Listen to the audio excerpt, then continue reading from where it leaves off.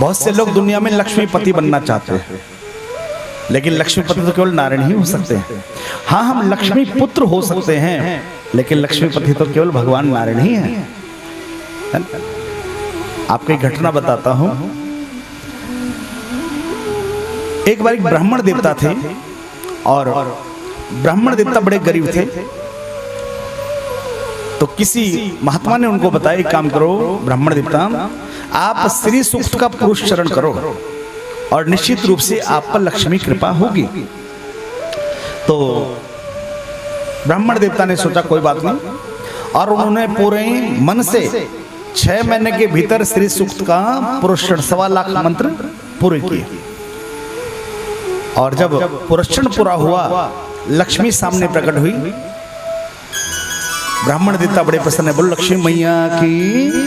लक्ष्मी जब प्रकट हुई, ब्राह्मण देवता बड़े प्रसन्न हुए। तो लक्ष्मी ने कहा कि पुत्र, मैं तुमसे बड़ी प्रसन्न हूं, तुम कोई सा भी एक वरदान मांग सकते हो।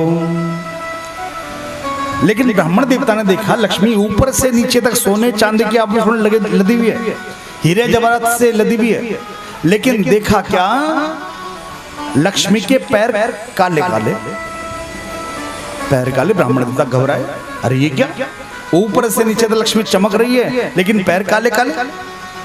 तो ब्राह्मण देवता ने कहा कि मां, मैं आपसे एक प्रश्न पूछना चाहता हूं। तो लक्ष्मी ने कहा, देखो ब्राह्मण देवता, आप या तो कोई वरदान मांग सकते हो या कोई प्रश्न पूछ सकते हो, दोनों में से कोई एक चीज सेलेक्ट कर दो। तो ब्राह्मण देवता ने सोचा वरदान तो कोई बार दोबारा मांग लेंगे, दोबारा पुरस्कार कर लेंगे, दोबारा वरदान प्राप्त हो जाएगा।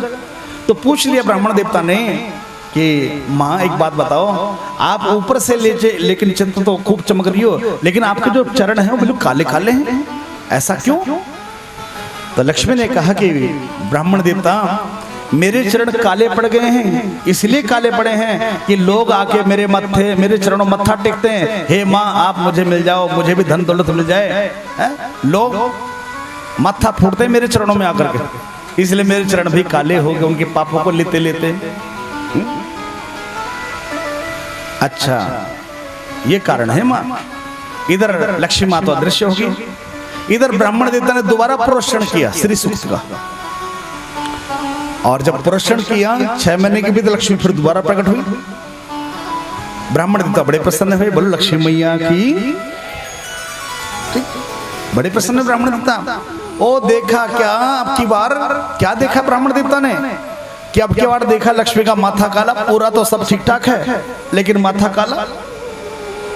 तो ब्राह्मण देवता के मन में विचार आया कि माँ, पिछली बार जब आप आए थे तो आपके पैर गोरे और इस बार माथा काला, मैं ये जानना चाहता हूँ। तो लक्ष्मी मैया ने कहा, देखो ब्राह्मण देवता, तो वरदान मांग लो या फिर इसी प्रश्न का उत्तर सुन लो।